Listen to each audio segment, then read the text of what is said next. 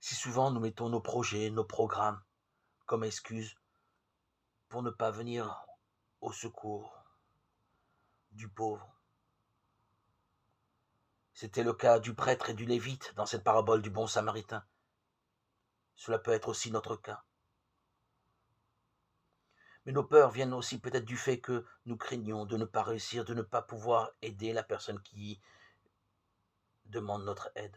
Ou plus profondément, que si nous entrons dans la relation et l'écoute, nous pouvons éveiller en la personne que nous rencontrons des besoins auxquels nous ne pouvons pas répondre, des besoins à l'infini.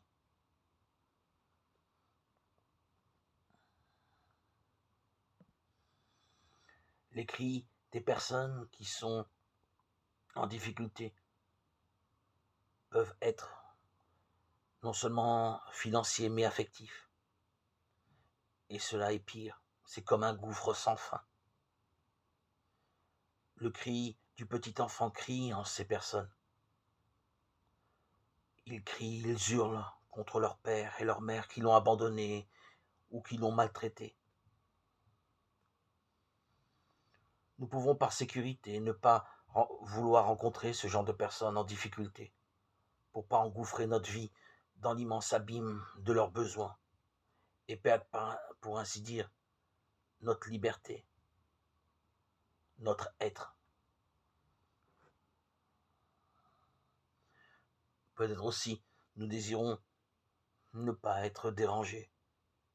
Nous avons peur d'être contaminés par ce genre de personnes qui sont dans le besoin. Nous avons tous nos propres problèmes et difficultés. Il nous est difficile de nous ouvrir aux souffrances des autres.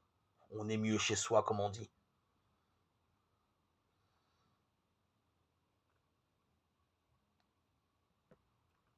Ces systèmes de défense peuvent nous empêcher d'entamer une relation, un dialogue, une communion. Peut-être sommes-nous sujets